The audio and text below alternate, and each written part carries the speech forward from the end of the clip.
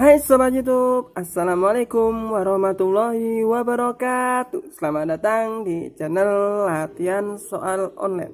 Di video kali ini saya akan membahas atau meneruskan tentang materi garis dan sudut. Kemarin kita sudah membahas tentang garis, ya, diingat-ingat apa itu garis, sinar garis, dan ruas garis. Sekarang yaitu sudut.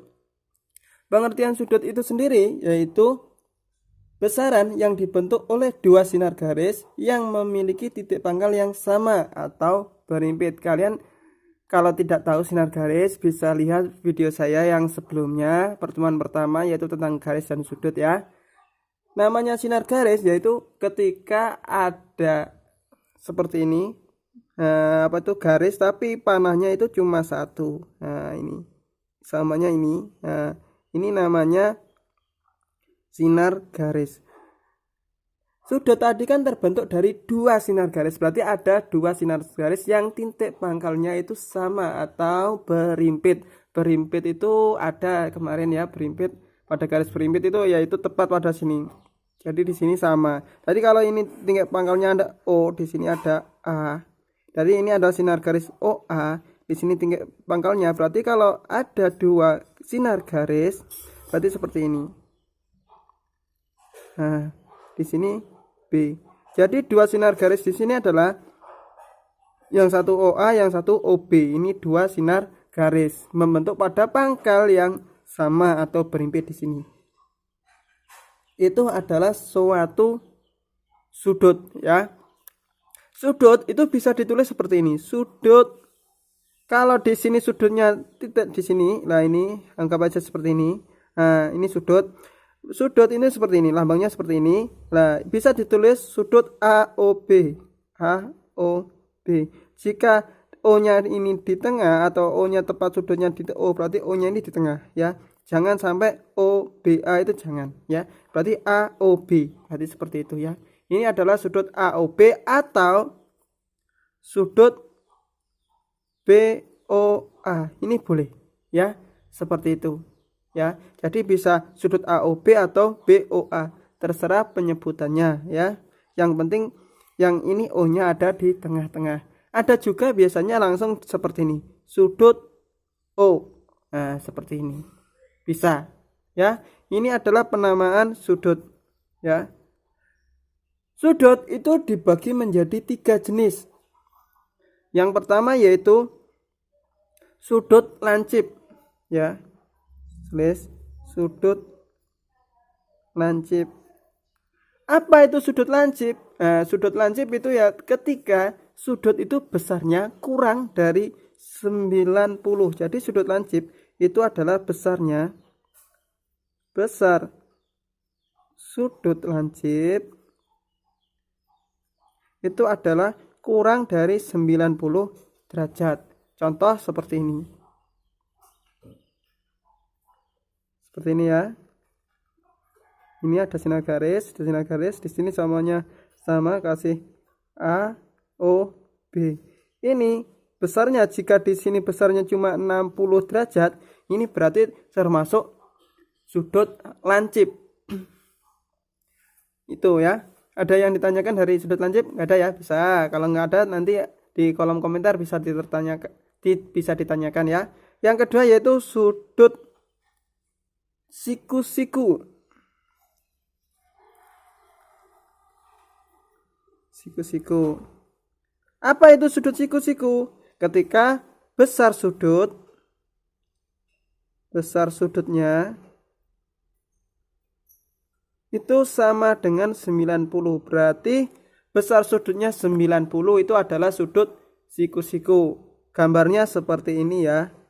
Saya gambarkan seperti ini. Ini A, O, B. Biasanya siku-siku itu dilambangkan seperti ini. Jika ada tanda seperti ini, bisa dinamakan siku-siku atau besarnya adalah 90 derajat. Atau bisa saja seperti ini, ya. Bisa saja ini sudah tergolong segitiga siku-siku. Nah, seperti itu, ya. Itu adalah segitiga siku-siku. Segitiga itu adalah sudut siku-siku, ya. Yang ketiga yaitu Sudut tumpul. Sudut tumpul. Sudut tumpul itu ketika apa? Ketika besarnya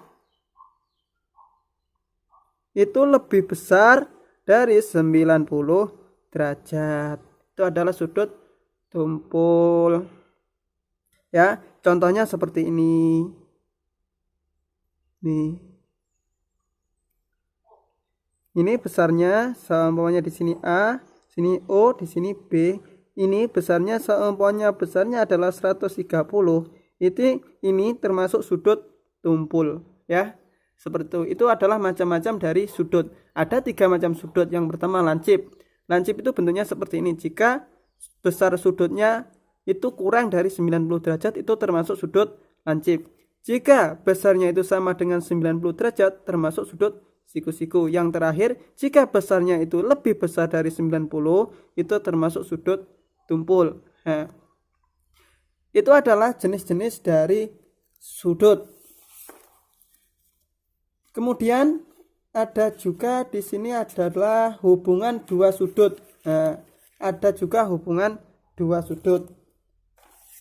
Sebentar. Nah, hubungan dua sudut. Hubungan dua sudut di sini ada 3, ya. Ada yang namanya yang pertama, bentar ya, hubungan dua sudut, ya. Yang pertama yaitu berpelurus. Berpelurus. Sudut berpelurus adalah sudut tambahan agar sudut menjadi sudut lurus yang besarnya yaitu 180. Contoh seperti ini, ya. Jika di sini, nah saya tuliskan sini. Saya langsung garis berpelurus saja ya.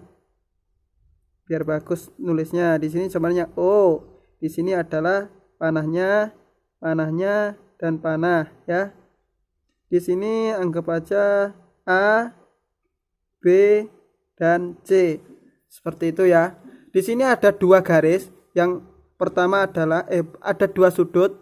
Sudutnya adalah BOC dan sudut BOA. Nah, di sini adalah sudut BOC dan sudut BOA. Nah, di sini ada 2 garis ya, 2 sudut ya di sini. Ketika sudut BOC dan BOA ini ditambahkan, BOC ditambahkan sudut BOA itu hasilnya adalah 180 derajat, maka kedua sudut ini bisa disebut namanya berpelurus, ya. Ingat-ingat, ketika kedua sudut ini BOC dengan sudut BOA ini ditambah dan jumlahnya itu sampai 180 derajat, maka kedua sudut ini hubungannya yaitu berpelurus. Berpelurus adalah ketika dua sudut ditambahkan yang besarnya adalah 180. Nah, seperti itu ya. Itu namanya berpelurus atau bisa dinamakan suplemen. Ya, ingat-ingat, berpelurus atau suplemen itu ketika dua sudut ditambahkan besarnya adalah 180. Ada juga yang kedua yaitu namanya sudut berpenyiku. Sudut berpenyiku. Apa itu sudut berpenyiku? Sudut berpenyiku atau namanya komplement, ya. Komplement. Nah, seperti ini. Itu ketika dua sudut jika ditambahkan besarnya adalah 90. Contoh seperti ini. Nah, seperti ini ya. Ada lambang seperti ini. Ini anggap aja besarnya sudut AOB. Anggap aja seperti ini juga ya. Nah, di sini ada C. Ya. Sama, contoh ada sudut AOC ditambahkan sudut ini COB. Sudut COB itu besarnya adalah 90. Jadi jika ada dua sudut ditambahkan di sini sudut AOC dengan COB jika ditambahkan itu besarnya 90, maka sudut itu bisa dinamakan sudut berpenyiku atau komplement. Ingat-ingat ya. Yang terakhir ada di sini yang namanya bertolak belakang. Bertolak belakang. Bertolak belakang itu ketika sudutnya saling saling bertolak belakang ya, saling tidak berhadapan. Seperti itu. Contoh seperti ini ya. Saya tuliskan di sini. Seperti ini. Nah, contoh di sini adalah O. Ini garisnya, jangan lupa kalau garis itu atau sinar garis itu ada panahnya 1 ya. Atau di sini tanda panah ini adalah tanda agar bisa diperpanjang seperti itu ya. Sudah saya terangkan di video sebelumnya.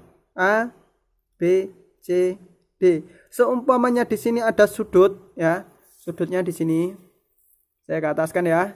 Di sini ada sudut AOD. Ya, sudut di sini.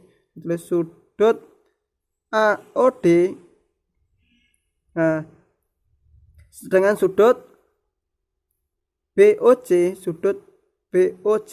Nah, ketika sudut ini bertolak belakang atau tidak berhadapan seperti ini, yang satu hadap ke atas, yang satu hadap ke bawah, atau yang satu hadap ke samping sini, ada juga hadap ke samping sini, ada juga sudut di sini DOC dan nih DOC dan AOB, sudut AOB. Jadi ada 2 yang berhadapan ya, yang ke atas sama ke bawah, yang ke samping kanan sama samping kiri itu berhadapan. Besar sudut yang bertolak belakang itu adalah sama ya. Seumpamanya di sini berarti di sini sudut AOD itu sama dengan sudut BOC atau juga sudut DOC itu sama dengan sudut AOB. Jadi AOD itu sama dengan sudut BOC. Jika di sini sudutnya itu adalah 60 derajat seumpamanya ya, berarti besar sudut ini kan sudut AOD, berarti sudut BOC kalau sama di sini juga 60 derajat. Kalau di sini besarnya adalah AOC, ini kan jadi lurus. Lurus tadi namanya adalah berpelurus. Berarti harusnya AOC itu ditambahkan besarnya adalah 180. Berarti di sini seumpamanya 120 derajat. Berarti di sini juga harusnya 180 derajat karena ini AOC itu harusnya lurus ya. Jadi kalau lurus itu besarnya adalah 180. 120 tambahkan 60 kan 180. Ya, seperti itu pembahasan kali ini tentang namanya sudut. Jika kurang paham bisa kalian tanyakan di kolom komentar ya. Sekian dan terima kasih.